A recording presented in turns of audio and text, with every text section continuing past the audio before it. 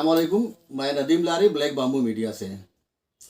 हम अपने प्रोग्राम आपका शहर आपके तरक्याती मंसूबे योर डेवलपमेंट प्लान के तहत सोशल वर्कर रशीद कंपाउंड को सोशल वर्कर और समाज सेवक राजू अंसारी से बात करने के लिए यहाँ पे आए हुए हैं।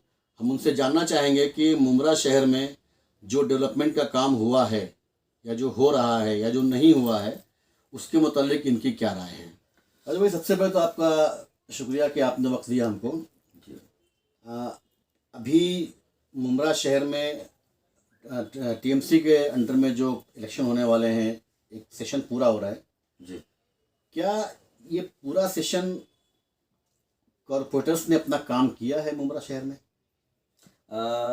सबसे पहले तो मैं नदीम नारी साहब आपका शुक्रिया अदा करता हूं कि आप ब्लैक बाम्बू की तरफ से हमारे पास आए और हमारी इज्जत अफजाई करके हमारी राय और हमारे मशवरे को लेने की आप कोशिश कर रहे हैं। दूसरी बात आपको ये बता दूं कि 2017 से लेकर 2022 ये 5 साल का जो हमारा टर्म होता है, इस टर्म के अंदर पहले के 3 साल जो थे वो तो थोड़ा ठीक ठाक से निकल गए, और मगर उसके बाद के जो 2 साल, जो आखिरी के 2 साल हमारे रहे, ये पैंडेमिक की वजह से हमें बड़ी दुश्वारियाँ आई। इसके अंदर हमारे रेवेन्यूज जनरेट नहीं हो पाए, जिसकी वजह से बहुत सारे हमारी स्कीम्स, बहुत सारे हमारे डेवलपमेंट्स जो है वो ऑन अ स्नेल पेस चल रहे हैं। उसकी वजह यह है कि हमारे पास पैसे नहीं आ रहे हैं, रेवेन्यूज जनरेट नहीं हो रहे हैं। हम अभी हमारा जो पुराना थक बाकी है, तकरीबन 830 करोड़ रुपए का हमारे पास बिल बाकी है महानगर पालिका का, जो हम नहीं दे पा रहे हैं।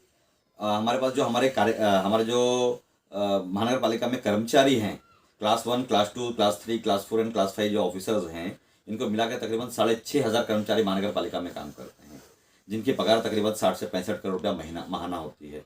हम उनकी पगार बराबर से नहीं दे पा रहे हैं। ऐसे बहुत सारे मसले हैं जिसकी वजह से मैं ये नहीं कहता हूँ कि सारे काम रुके हुए, मगर बहुत बड़े बड़े सारे काम जो हैं उसके अंदर थोड़ी सी गति उसकी धीमी हो गई है।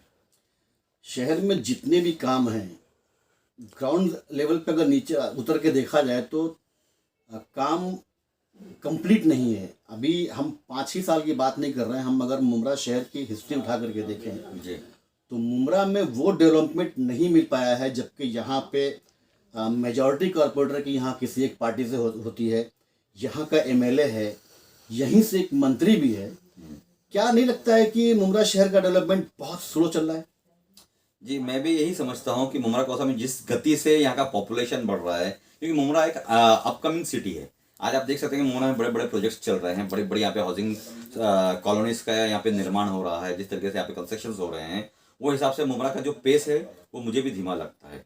हमें ये समझना चाहिए, सबसे पहली बात यह है कि हमारे जो लोक प्रतिनिधि होते हैं, जो हमारे जनप्रतिनिधि होते हैं, चाहे वो एमएलए हो, चाहे वो मंत्री हो, चाहे वो कॉर्पोरेटर हो, चाहे वो हमारे एमपी हो, चाहे वो हमारे पालक मंत्री हों, हमें सभी लोगों से मिल करके उनके आपस में अंडरस्टैंडिंग को लेकर के, उनका कोऑर्डिनेशन को लेकर के हमें मुमरा का विकास करना चाहिए था, मगर वो कई हद तक हमारे साथ में नहीं हो पाया। उसकी एक वजह ये भी रही है कि 2017 से जो 2019 का वक्फा रहा है, उस वक्त में शिवसेना और एनसीपी जो थाने महानगर पालिका की सबसे बड़ी पार्टियां हैं, आज एनसीपी के 34 नगर सेवक है तो शिवसेना के 67 नगर सेवक है, 67 नगर सेवक हैं। तो ये 2 बड़ी मूल पार्टी थी जो मुमरा कौसा के अंदर डिसीजन मेकिंग कर सकती थी, मगर चूंकि 2017 से लेकर 2019 तक ये अपोजिशन में थी, क्योंकि बीजेपी और शिवसेना की सरकार थी और हमारे जो फिलहाल के जो मंत्री हैं वो अपोजिशन में बैठे हुए थे, जिसके लिए दोनों में आपस में तालमेल ना होने की वजह से कहीं ना कहीं हमें थोड़े नुकसान हुए हैं।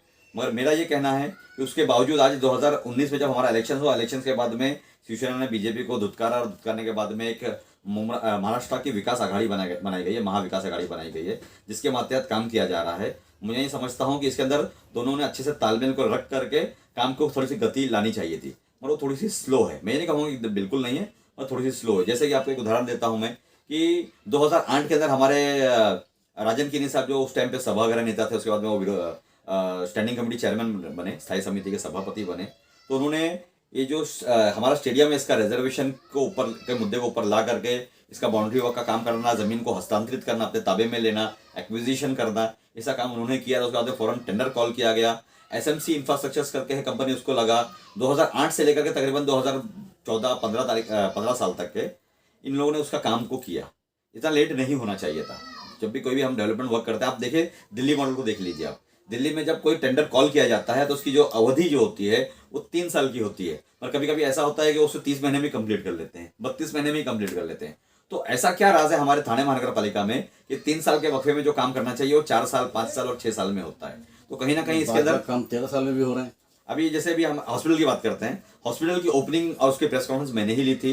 28 अगस्त 2014 की मेरे ख्याल से बात है कि मैंने उसकी प्रेस कॉन्फ्रेंस ली थी, और हमने ये हमने वादा किया था, ये हमने दावा किया था कि 3 साल के अंदर उसका कंप्लीट जो इंफ्रास्ट्रक्चर डेवलपमेंट, मतलब उसका जो सिविल वर्क है वो पूरा कर दिया जाएगा। उसके बाद में फिर उसके अंदर उसके जो बेसिक काम है, जैसे मशीनरी को लाना है, डक्टिंग करना है, ऑक्सीजन के सिलेंडर्स लाना है, ऑक्सीजन के प्लांट्स को लगाना है, ये सब सारे काम जो है वो अगले साल में हो जाने चाहिए थे। मगर आज 2014 से 2021 आ गया, 21 खत्म होने का मेरे ख्याल से कल या परसों खत्म हो जाएगा। तो मेरा ये कहना है कि 7-8 साल हो गए, 7-8 साल लगने की जरूरत नहीं थी। तो इसके लिए हमें फॉलोअप की जरूरत थी हम, क्योंकि ये सारा पैसा जो है इसके अंदर, जो पूरा हॉस्पिटल बनाया जा रहा है, तकरीबन 135-140 करोड़ रुपए से अंदर खर्च किया जा रहा है, सारा पैसा महानगर पालिका का है। और महानगर पालिका के ट्रस्टी जो होते हैं वो नगर सेवक होते हैं हमारे। जैसे मेरे घर में भी नगर सेविका है, वैसे पूरे मुमरा कस्बे में जितने नगर सेवक है, नगर सेवकों का पैसा है, नगर सेवकों की मेहनत है, और नगर सेवकों के ट्रस्टी होने की वजह से महानगर पालिका की जिम्मेदारी है कि नगर सेवकों से राब्ता कायम करके इस काम को फौरन करना चाहिए था। मगर कहीं ना कहीं इसके अंदर कुताहियां हुई हैं, इसके अंदर करप्शन हुए हैं, मुझे ऐसा लगता है। मैं प्रूफ तो नहीं कर पाऊंगा, मुझे ऐसा लगता है इसके अंदर बहुत सारे करप्शन हुए हैं, जिसकी वजह से, करप्शन होने की वजह से ही इसका जो रेट है, रेट एस्केलेट करते चला गया, पैसे जो हैं वो धीरे धीरे करके बढ़ते चले गए। पहली मरतबा जब इसका टेंडर कॉल किया गया तो 49 करोड़ 83 लाख रुपए का टेंडर था ये, एक्सक्लूडिंग जीएसटी। आज वो 50 करोड़ से सीधा 140 करोड़ पर पहुंच गया, मतलब तकरीबन 90 करोड़ रुपये बढ़ा दिया गया है। 100 बेड का हॉस्पिटल हम लोग बना रहे हैं, मतलब 150 करोड़ रुपए खाली हम अगर सिविल वर्क के अंदर डालते हैं, फिर मशीनरी के अंदर मिला करके 200 करोड़ रुपए का हमारा हॉस्पिटल बनता है, तो एक बेड की कीमत तकरीबन 2 करोड़ रुपए जा रही है। क्या ये एज पर डीएसआर है? क्या एज पर हमारे जो म्यूनसिपल कॉर्पोरेशन के नॉर्म्स है उसके हिसाब से है? नहीं है। मैं ये समझता हूँ कहीं ना कहीं करप्शन हुए हैं। ऐसे बहुत सारे करप्शन हुए, जैसे अभी आप मुमरा के इस रोड की बात करते हैं, मुमरा का रोड को 2016 4 मई 2016 को कमिश्नर साहब ने इसको, कमिश्नर जायसवाल साहब ने इसके ऊपर कार्रवाई की थी। रोड वाइंडिंग के वादा किया गया था कि रोड वाइंडिंग करके सारे रास्तों को सही तरीके से बना दिया जाएगा। आज पुनर्वसन बराबर से नहीं हो पाया, आज 5-6 साल हो गए, दुकानदारों को उनकी दुकानें नहीं मिल पाई हैं। रास्ते जो है वो अभी भी मेरे ख्याल से मुख्य रास्ता मोर देन 20-30% अभी भी काम बाकी रह गया है, नहीं हो पा रहा है। हमारे हॉकर्स जोन जो है, हॉकर जोन आज तक डिक्लेयर नहीं हो गए, ऑड एंड इवन पार्किंग नहीं है हमारे पास। हमारे मुमरा कौसा इतनी बड़ी आज माशाल्लाह 6.5-7 लाख की आबादी, जिसमें माइनॉरिटी मेजोरिटी का एरिया है ये, जिसमें माइनॉरिटी के लोग यहाँ पर मेजोरिटी में रहते हैं। तो मैं ये समझता हूँ, क्योंकि माइनॉरिटी के जो लोग होते हैं, आप देख लें कि आप रंगनाथ मिश्रा कमेटी पढ़ लें, आप सच्चर कमेटी पढ़ लें, आप महमूदुर रहमान कमेटी पढ़ लें, हर कमेटी के अंदर चाहे वो 2 सेंट्रल गवर्नमेंट की थी और एक स्टेट गवर्नमेंट की, उसके अंदर कहा गया है कि मुसलमान जो है वो एससी और एसटी से भी नीचे है। तो हमारे पास तो हमारा बेसिक कम्युनिटीज है ही नहीं, तो कम से कम हमको अच्छा एक हॉकर जोन अगर मिल जाता, तो हमारे जो लोग हैं बराबर हॉकर जोन में बैठ करके धंधा करते, कुछ लोगों को उसके तरफ व्यापार मिलता, कुछ लोगों को जॉब अपॉर्चुनिटीज मिलती, और हमारे लोग ये रास्ते पर खड़े रह करके बेच रहे हैं या रास्ते पर रोज नुकसान उठा रहे हैं। आज आप देख सकते हैं कि महानगर पालिका किस तरीके से और किस बेरहमी से इनकी हथगाड़ियां तोड़ती है और इनके माल को उठा लेती है। कई लोग हमारे पास भी आते हैं। तो क्या ये जो मुमरा कॉर्पोरेटर्स हैं वो टोटली फेल है काम करने में? मैं फेल तो नहीं कहूंगा, कहीं ना कहीं हमारे अंदर आपस में कुछ तालमेल ना होने की वजह से, हमारे अंदर कुछ कोताहियां और कुछ कमियां होने की वजह से ये सब काम हो रहे हैं। मैं फिर अपील करूंगा हमारे मुमरा कौसा के नगर सेवकों से, अभी इलेक्शन आने वाला है, इलेक्शन से पहले पहले जो हमारे बेसिक मुद्दे हैं, पार्किंग का मुद्दा है, हमारे पास पानी का मुद्दा है, हमारे पास नालों का मुद्दा है, वाटर लॉगिंग का मुद्दा है, हमारे मुख्य रास्ते के ऊपर हॉकर्स जो बैठे हुए हैं जिसकी वजह से ट्रैफिक कंजेशन हो रहे हैं, उसका मुद्दा, ये सब मुद्दे हमको बैठ के हल करने पड़ेंगे। शहर में जिस हिसाब से शहर बसा हुआ है, एक तरफ पहाड़ी है, उसके बाद जो है खाड़ी है, बीच में जो आबादी है उसमें सिर्फ एक सिंगल रोड दिया गया है। पहले कि मुमरा जब से बसा है वो सिंगल रोड है जी, भी बाईपास बना के थोड़ी सी आसानी की गई, लेकिन उससे पब्लिक को फ़ायदा नहीं है। इस सिंगल रोड को कितनी बार उसको चौड़ा करने के लिए कहीं दुकानों को, मकानों को उजाड़ा गया, लेकिन ट्रैफिक का हाल फिर भी वही है। अगर रोड पे जा करके देखा जाए तो अभी आपके ही ऑफिस में आते हुए हमको कम से कम 10 मिनट से कम, 5 मिनट ज़्यादा, जो इधर टर्न होता है रशीद कंपाउंड के लिए, वहाँ पे हमको रुकना पड़ा गाड़ी लेकर के, ट्रैफिक की वजह से। तो ये कैसे कंट्रोल होगा? ये देखो, इसके अंदर सबसे बड़ी गलती तो ये है कि जब भी कोई शहर बसता है, तो जब शहर बसने का वक्त जब आता है, तब महानगर पालिका जैसे जहाँ पर जो भी सेल्फ गवर्निंग बॉडीज होती है, चाहे वो ग्राम पंचायत हो, नगर पालिका हो, नगर परिषद हो, महानगर पालिका हो, वो एक प्लान करती है, जैसे डेवलपमेंट प्लान करते हैं, जैसे डीपी प्लान करते हैं। डेवलपमेंट प्लान के हिसाब से अगर काम किया जाए तो हर चीज़ अच्छे से होगी। मगर चूंकि मुमरा कौसा एक इलीगल स्ट्रक्चर्स रहा है हमेशा से, इलीगल कंस्ट्रक्शन रहा है हमेशा से, जिसके अंदर हम सब भागीदार हैं। मैं किसी एक को दोष नहीं देता हूँ, उसके अंदर सारे लोग भागीदार हैं, जिसकी वजह से मुमरा कौसा का जो डेवलपमेंट प्लान है वो कहीं पर भी एग्जीक्यूट नहीं हो पाया। वरना होता क्या कि हमारे पास लीगल तरीके से बिल्डिंगें बनती, उनकी खुद की पार्किंग, उनके खुद के कंपाउंड होते, खुद के गार्डन्स होते, अंदर वो आराम से अपनी स्टिल पार्किंग के अंदर अपनी पार्किंग कर सकते थे। मगर चूंकि इलीगल बिल्डिंग है, किसी पास पार्किंग नहीं, सब लोग रास्ते के ऊपर ही, रोड के ऊपर ही पार्किंग करते हैं, जिसकी वजह से प्रॉब्लम होते हैं। मैं आपको उसका एक उदाहरण देता हूँ कि आप जब नॉर्थ इंडिया में जाएंगे, आप कानपुर चले जाएं, लखनऊ चले जाएं, बनारस चले जाएं, गोंडा चले जाएं, बरेली चले जाएं, मुरादाबाद चले जाएं, इंदौर चले जाएं, भोपाल चले जाएं, इन शहरों के अंदर मैं जब घुमा तो मैंने एक चीज़ देखी है वहाँ पे कि वहाँ पे MLCPs है, मल्टी लेवल कार पार्किंग्स। 3-3 गुंठे और 4-4 गुंठे की जमीन के ऊपर लोग 200 गाड़ियों का कार पार्किंग करते हैं, जिसकी मांगनी हमने कई मरतबा महानगर पालिका से की कि हमारे मुमरा का समय से छोटे छोटे प्लॉट्स हैं, चाहे वो गवर्नमेंट लैंड हो, चाहे वो कलेक्टर्स लैंड हो, चाहे वो हमारे म्यूनसिपल कॉर्पोरेशन के लैंड्स हो, उन लैंड्स को ताबे में लिया जाए और वहाँ पर MLCPs किए जाए, मल्टी लेवल कार पार्किंग्स। जिससे ये फायदा ये होगा कि जो लोगों के पास पार्किंग की स्पेस नहीं है अपनी बिल्डिंगों के नीचे, वो MLCPs के अंदर जाकर के महाना अपना मेंबरशिप ले लें और अपनी गाड़ी को वहाँ पर रखें। उससे दो फायदे होंगे, एक तो उनकी गाड़ी का नुकसान नहीं होंगे, दूसरा हमारे को जो ट्रैफिक कंजेशन है इससे हमको थोड़ी सी राहत मिलेगी। दूसरी चीज़ ये है कि हमारे यहाँ जो हॉकर्स जो लोग हैं, आज मुमरा से कौसा के बीच में तकरीबन 4000 के आसपास हॉकर रस्तों पर बैठते हैं।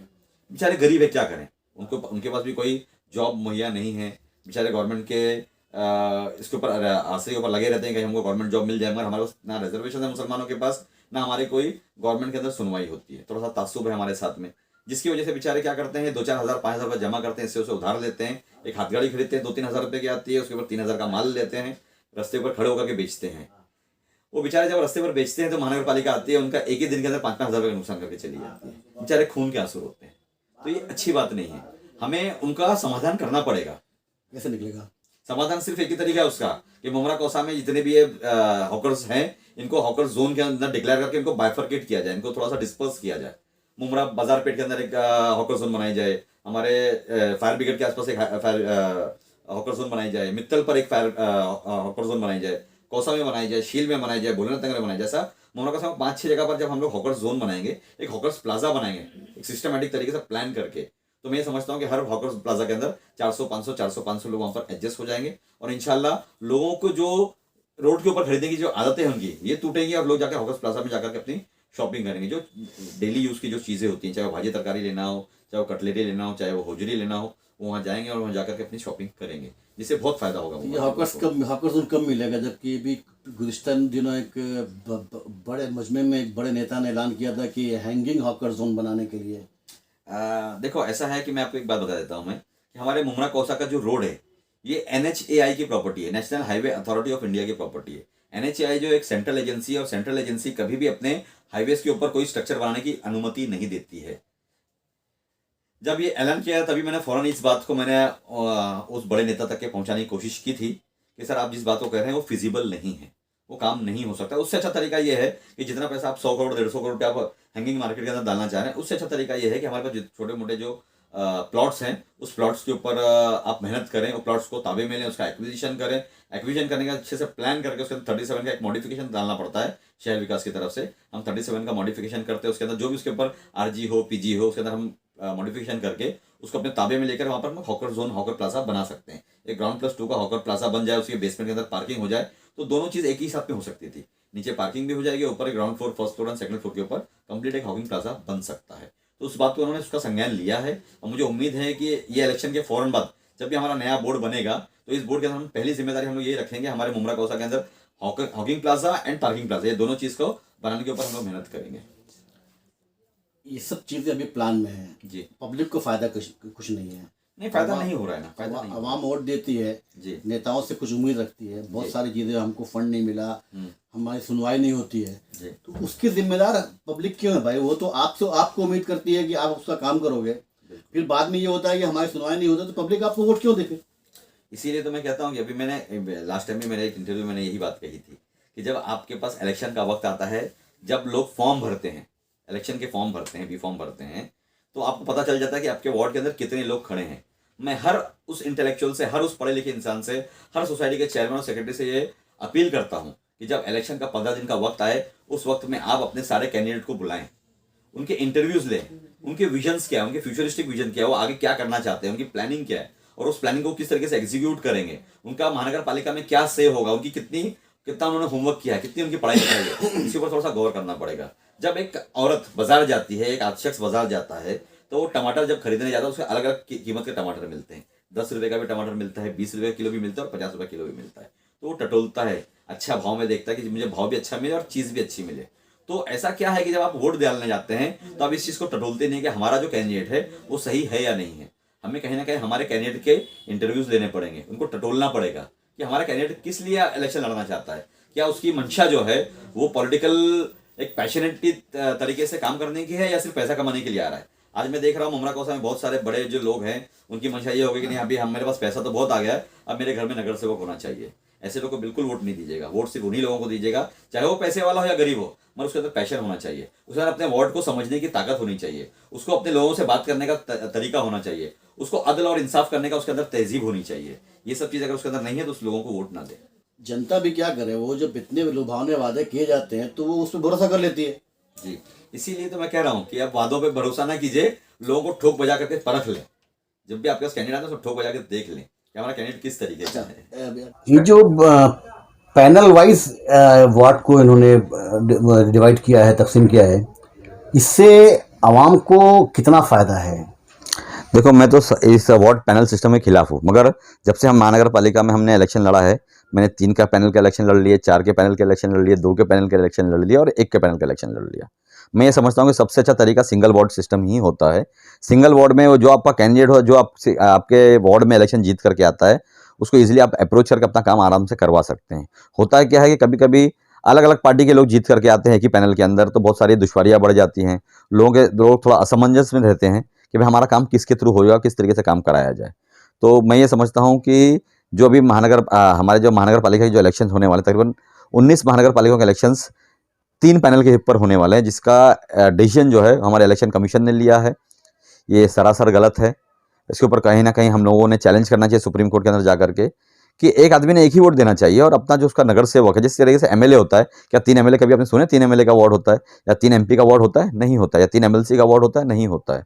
उसी तरीके से कॉर्पोरेशन के इलेक्शन में जो सेल्फ गवर्निंग बॉडीज के इलेक्शन होते हैं, इसमें मुद्दे ज़्यादा होते हैं, बेसिक मुद्दे होते हैं, वाटर मीटर गटर के मुद्दे होते हैं कि किसी के पास पानी की तकलीफ है, किसी के पास टैक्स की तकलीफ है, किसी के पास गार्डन की तकलीफ है, किसी के पास रोड की तकलीफ है। तो ये जो छोटी मोटी तकलीफें हैं, ये नगर सेवक के पास ज़्यादा आती है। अब जब 4-4 लोग जब उसको वो करेंगे, डिवाइड करेंगे, उस तरीके से काम करेंगे, तो ये वही हाल होगा जिस तरीके से पांडवों की द्रौपदी थी।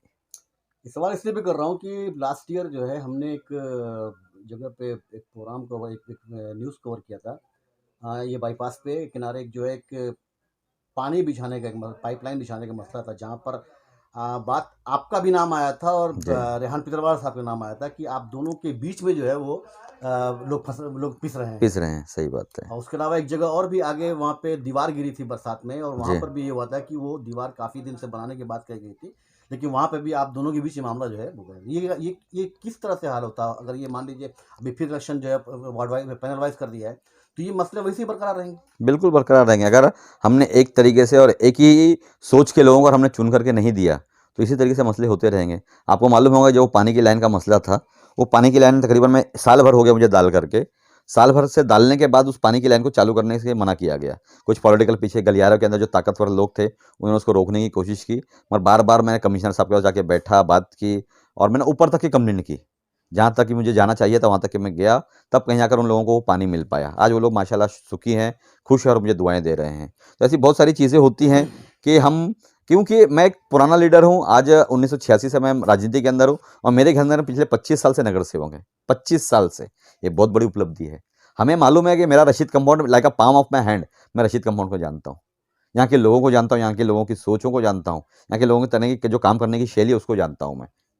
ऐसा तो नहीं है कि जो पैनल में जो कॉर्पोरेट्स होते हैं जी, उनकी ईगो का मसला सामने आ जाता है, इसकी वजह से ये आवाज जनता झेलती है? बिल्कुल ईगो का मसला आता है। कुछ लोग ऐसे होते हैं, जब वो पहली बात तो देखो आपको एक बात बता देता हूँ मैं कि मुमरा कौसम में एक बहुत सारी बेकार चीज़ क्या चल रही है कि नगर सेवक कोई और, बेगानी शादी में अब्दुल्ला दीवाना, नगर सेवक कोई और, उसके प्रतिनिधि कोई और, चाय से ज़्यादा प्याली गरम वाला हिसाब होता है। कोई भी अपने आप को नगर सेवक बोल लेता है, ऐसा नहीं होना चाहिए। जो नगर सेवक है, अगर लेडीज़ नगर सेवक, देखो हमारे मुसलमानों में एक चीज़ ये है कि हम हमारे घर की औरतों को बाहर नहीं निकालते। आज मेरे घर में मेरी वालदा नगर सेविका रही, आज मेरे भाई की वाइफ जो है वो नगर सेविका है, मगर कभी आपने उनको बाहर नहीं देखा होगा और देखेंगे भी नहीं, क्योंकि हम लोग हमारे हिसाब से हमारे घर का काम कर लेते हैं। तो ठीक है, नगर सेविका है तो उसका शौहर काम करे, समझ में आता है। अब वो अरे गहरे लोग आकर के काम करेंगे, ये हमारे समझ में नहीं आता है। और वो क्यों चलाया जा रहा है, किस वजह से चलाया जा रहा है, वो भी हमें मालूम है कि राजू भाई को डैमेज करने की कोशिश कर रहा है, मगर इंशाल्लाह अल्लाह जिसे रखेगा उसे कौन चखने वाला है। तो क्या उम्मीद की जा सकती है कि सिलेक्शन में तब्दीली आएगी या ऐसे ही चलता रहेगा? नहीं, अगर बुमराह के कौसा के जो लोग हैं, अगर उन्होंने सही तरीके से ठोक बजा करके अपने कैंडिडेट को चुन करके दिया, मैं किसी पार्टी के फेवर में नहीं हूँ, कोई भी किसी भी पार्टी से लड़े। देखो एक सेल्फ गवर्निंग बॉडीज का इलेक्शन होता है। आपको एक आपकी जानकारी के लिए बता दूं कि 1960s के बाद भी हमारा महानगर पालिका का जो फॉर्मेशन हुआ है वो 1989 में हुआ है। पहली मरतबा बीपीएमसी एक्ट बृहन मुंबई महानगर पालिका का फॉर्मेशन अंग्रेजों ने किया था 1889 के अंदर। तब से महानगर पालिका है, मगर हम किसी पार्टी को लेकर के इलेक्शन नहीं लड़ते थे, सॉरी, क्योंकि ये एक सेल्फ गवर्निंग बॉडीज का इलेक्शन होता है, स्वयंसेवी संस्था होती है ये, तो इसमें पॉलिटिकल पार्टीज की जरूरत नहीं होती थी। मगर 1960s के बाद में एक चलन ये चला कि नहीं, लोगों ने अपनी पार्टी का सिंबल देना चालू किया और लोगों ने पार्टी के सिंबल के जरिए इलेक्शन लड़ना चालू किया। मगर आज भी आप जाकर देखेंगे ग्रामीणों के अंदर, तो आज भी वहाँ पर मुमरा के जैसे हमारे आप जाकर के कराड़ देख लें, सांगली देख लें, मीरज देख लें, इस्लामपुर देख लें, बारामती देख लें, ऐसे बहुत सारे आप इलाके के इलेक्शंस देखेंगे कि वहाँ पर जो लोग होते हैं, इलाके के लोग होते हैं, खुद अपनी एक पार्टी, अपना एक संस्था बनाते हैं, उसके मातहत इलेक्शन लड़ती हैं, ना कि किसी पॉलिटिकल पार्टी के जरिए से। तो मुमरा कौसम में मैं ये चाहूँगा कि ठीक है पॉलिटिकल पार्टी से लड़ें, मगर आप किसी पॉलिटिकल पार्टी के गुलाम ना बने। जो कैंडिडेट अच्छा है उसको वोट देने की कोशिश कीजिए, वो चाहे वो राष्ट्रवादी से हो, कांग्रेस से हो, शिवसेना से हो, एमआईएम से हो, समाजवादी से हो, किसी से भी हो। अगर उसकी सोच अच्छी है, उसके अंदर करने का जज्बा है, उसके अंदर पैशन है, उसके अंदर अदल करने का, इंसाफ करने का मादा है, वैसे लोगों को चुनने की कोशिश कीजिए। फिर यहाँ पे मसला वही है कि मैं और मेरी पार्टी काम कर रही है, वो नहीं कर रहे, वो हमको नहीं करने दे रहे हैं, वो ऐसे रोड अटका रहे हैं। जब लोग अच्छे होंगे, जब कैंडिडेट हमारा अच्छा होगा, नगर सेवक अच्छा होगा, तो आपको मैं इसीलिए बोला कि जो पैशनेट हो काम करने के लिए, जब आदमी पैशनेट होता है काम करने के लिए ना, जैसे अभी मैं हूँ पैशनेट काम करने के लिए, मैंने बहुत सारे कामों के अंदर ऐसा हुआ कि भाई मैं चाहता था उनके कामों को रोक सकता था, मगर नहीं, क्योंकि वो काम अच्छा हो रहा है, इलाके के लोगों के फलाह बहबूदी के काम हैं, इलाकों को उसके फ़ायदा हो सकते हैं, मैंने उस काम के अंदर अड़ंगा नहीं डाला, अड़चने नहीं डाली। तो जब अच्छा कैंडिडेट चुन करके लाओगे, भले वो किसी भी पार्टी के लोग रहें, अपोजिशन की पार्टी के लोग रहेंगे, मगर जब अच्छा काम होगा वो लोग एक टेबल पर बैठ करके काम करने की कोशिश करेंगे और लोगों के फायदे करने की कोशिश